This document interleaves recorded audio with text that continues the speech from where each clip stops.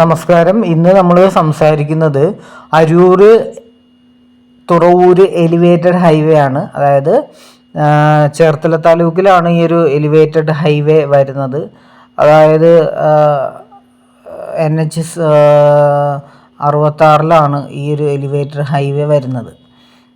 അതായത് തുറവൂർ ജംഗ്ഷൻ, അതായത് ചേർത്തലയെ കഴിഞ്ഞിട്ട് തുറവൂർ ജംഗ്ഷൻ മുതൽ എരമല്ലൂർ, അതുപോലെ ചന്ദ്രൂർ, അതുപോലെ അരൂർ, ഇങ്ങനത്തെ 3 പ്രധാന ജംഗ്ഷൻസിനെ ബന്ധിപ്പിച്ചുകൊണ്ട് ആണ് അരൂർ പള്ളി വരെയുള്ള ഏരിയയാണ് ഈ പറയുന്ന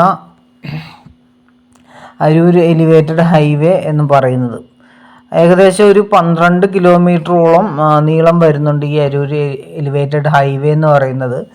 അപ്പോൾ ഒരു എന്താ പറയേണ്ടത്, ഒരു എലിവേറ്റഡ് ഹൈവേ ഇപ്പോൾ നമ്മൾ നോക്കുകയാണെങ്കിൽ ഒരു 1.5 വർഷമായിട്ട് പണി നടന്നുകൊണ്ടിരിക്കുകയാണ്. പ്രധാനമായിട്ടും തൂണുകളെല്ലാം വാർത്ത് കഴിഞ്ഞ സ്ഥലങ്ങളുണ്ട്, പൈലിംഗ് ഇപ്പോഴും നടന്നുകൊണ്ടിരിക്കുന്ന സ്ഥലങ്ങളുണ്ട്, അതുപോലെ പ്ലാൻ പിടിപ്പിച്ച സ്ഥലങ്ങളുണ്ട്. അങ്ങനെ പല ഘട്ടമായിട്ട് ഇപ്പോൾ തുറവൂർ മുതൽ അരൂർ വരെയുള്ള സ്ഥലങ്ങളിൽ പണി പുരോഗമിച്ചുകൊണ്ടിരിക്കുകയാണ്. വളരെയധികം സന്തോഷമുണ്ട്. കാരണം ഇങ്ങനെ ഒരു ഏഷ്യയിലെ തന്നെ ഏറ്റവും വലിയൊരു എലിവേറ്റഡ് ഹൈവേ ആണ് നമുക്ക് ഈ കൊച്ചു കേരളത്തിൽ വരുന്നത്. അതിന് ഭയങ്കര സന്തോഷമുണ്ട്.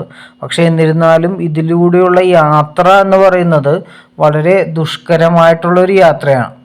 ദുഷ്കരം എന്ന് പറയുമ്പോൾ നമുക്ക് ഏകദേശം ഈ ഒരു ഇതൊന്ന് പാസ് ചെയ്ത് കിട്ടാനായിട്ട്, അതായത് ഏറ്റവും കൂടുതൽ ആളുകൾ എറണാകുളത്തേക്ക് ജോലിക്ക് പോകുന്ന ആൾക്കാരാണ് ഏറ്റവും കൂടുതൽ. ചേർത്തല ഭാഗത്തു നിന്നും, അരൂർ ഭാഗത്തു നിന്നും, എരമല്ലൂർ ഭാഗത്തു നിന്നൊക്കെ ജോലിക്ക് പോകുന്ന ആൾക്കാരാണ് കൂടുതലുള്ളത്.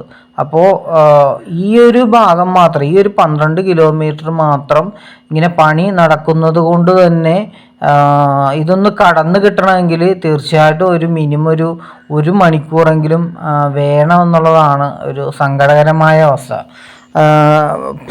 നല്ല സ്പീഡിലാണ് കൺസ്ട്രക്ഷൻ നടക്കുന്നതെങ്കിലും ബ്ലോക്ക് അസഹ്യമായിട്ടുള്ള ഒരു ബ്ലോക്കായിട്ട് നമുക്ക് അനുഭവപ്പെടുന്നു എന്നുള്ളത്. അതായത് ഒരു 7 മണിക്കൊക്കെ നമ്മൾ ഈ ബ്ലോക്കിൽ പെട്ട് കഴിഞ്ഞാൽ ആ ബ്ലോക്കിൽ നിന്ന് പുറത്ത് കിടക്കണമെങ്കിൽ ഒരു 8 മണി 8:15 ആവുന്നുണ്ട് വെറും 12 കിലോമീറ്റർ പാസ് ചെയ്യാനായിട്ട്. അപ്പോൾ അതിലെ കൂടിയൊക്കെ വരുന്ന മെയിൻ ഹൈവേ ആയതുകൊണ്ട് തന്നെ അതിലെ കൂടി വരുന്ന ആൾക്കാർ പ്രധാനമായിട്ടും ആ സമയം കൂടി കണക്കിലെടുത്തായിരിക്കണം പോരേണ്ടത്.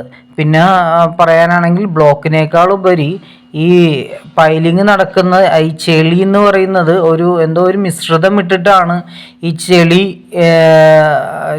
ചെളി പുറത്തേക്ക് കളയുന്നതും അത് ചെയ്യുന്നു കുഴിക്കുന്നതൊക്കെ. അപ്പോൾ അതുകൊണ്ട് തന്നെ ഈ ചെളി ഭയങ്കര എന്താ പറയേണ്ടത്, ഭയങ്കര വൃത്തികേടായിട്ട് കിടന്നിട്ട് ബൈക്കുകാർക്ക് പോകാനൊക്കെ വളരെ ബുദ്ധിമുട്ടാണ്. ശ്രദ്ധിച്ചു പോയില്ലെങ്കിൽ വീഴാനും അപകടങ്ങൾ ഉണ്ടാക്കാനൊക്കെ സാധ്യത ഉള്ള ഏരിയയാണ്. അപ്പോൾ ബൈക്കേഴ്സ് തീർച്ചയായിട്ടും വളരെ സൂക്ഷിച്ചൊക്കെ പോകണം.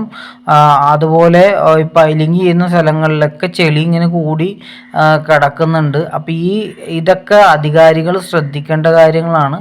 അതിനേക്കാൾ ഉപരി ഈ റോഡിൻ്റെ സൈഡിലുള്ള വ്യവസായ സ്ഥാപനങ്ങൾ, അതായത് ഹോട്ടൽസുകളുണ്ട്, വലിയ വലിയ കമ്പനീസ് ഉണ്ട്, അതുപോലെ കടകളുണ്ട്. ഇതെല്ലാം ഇങ്ങനത്തെ ചെളികളൊക്കെ ഉള്ളത് കൊണ്ട് തന്നെ ഇവിടുത്തെ ബിസിനസ് എല്ലാം താറുമാറായിരിക്കും. മിക്ക കടകളും അടഞ്ഞു കിടക്കുകയാണ്. അപ്പോൾ ഇതൊക്കെ അധികാരികളുടെ കൺതുറപ്പിക്കേണ്ട കാര്യങ്ങളാണ്. ഒരു പണി ചെയ്യും. പിന്നെ ഈ റോഡുകളെല്ലാം ഇങ്ങനെ കൺസ്ട്രക്ഷൻ നടക്കുന്നത് കൊണ്ട് തന്നെ പൊട്ടിപ്പൊളിഞ്ഞ് കിടക്കുന്നതുകൊണ്ട് തന്നെ ബ്ലോക്ക് കൂടാനാണ് സാധ്യത. അപ്പോൾ എലിവേറ്റഡ് ഹൈവേ നല്ലത് തന്നെയാണ്, വളരെ ഭാവിയിൽ ഏറ്റവും ഗുണം ചെയ്യുന്ന കാര്യമാണ്. പക്ഷേ ഇപ്പോൾ അത് പണിയുമ്പോഴുള്ള ഇങ്ങനെയുള്ള ചില സങ്കടകരമായ സാധാരണ ജനങ്ങൾക്ക് ബുദ്ധിമുട്ടുണ്ടാക്കുന്ന കാര്യങ്ങൾ ഒരു കാരണവശാലും അത് അനുവദിക്കാൻ പറ്റില്ല, അനുവദനീയമല്ല. കാരണം അവരുടെ ജീവനും സ്വത്തിനും ഒക്കെ ഭീഷണിയാണ്. മഴയൊക്കെ കൂടി പെയ്തു കഴിഞ്ഞാൽ ഒരു രീതിയിലും പറ്റാത്തൊരു സിറ്റുവേഷനിലോട്ട് നമുക്ക് പോകുന്നതായിട്ട് കാണാൻ പറ്റും.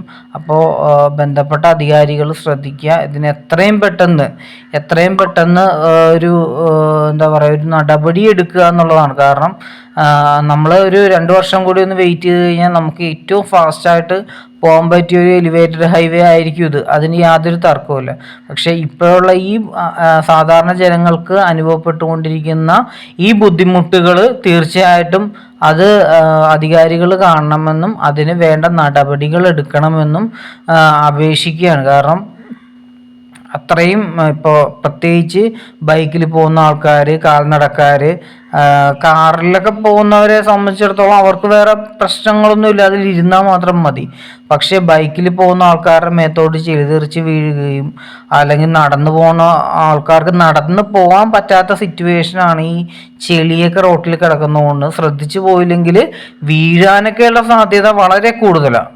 അപ്പോൾ അതൊക്കെ ഒന്ന് ശ്രദ്ധിക്കണം. റോഡിൽ വരുന്ന കുഴികൾ തീർച്ചയായിട്ടും മൂടപ്പെടേണ്ടതുണ്ട്. അത് നന്നായിട്ട് ഇട്ടാൽ മാത്രമാണ് നമുക്ക് ട്രാഫിക് കുറേയൊക്കെ നമുക്ക് ഒഴിവാക്കാൻ പറ്റും. ഭയങ്കര ബ്ലോക്കുകൾ രാവിലെയും വൈകിട്ടും ഭയങ്കരമായിട്ടുള്ള ബ്ലോക്കുകളാണ് ഇവിടെ ഉള്ളത്. അപ്പോൾ ഈ ബ്ലോക്കുകളൊക്കെ നമുക്ക് ഒരു പരിധിവരെ ഒഴിവാക്കാൻ പറ്റും. അപ്പോൾ വേണ്ട അധികാരികൾ എന്താ പറയുക, അത് സൂക്ഷിച്ച് കൈകാര്യം ചെയ്യണമെന്ന് താഴ്മയായിട്ട് അപേക്ഷിക്കുകയാണ്.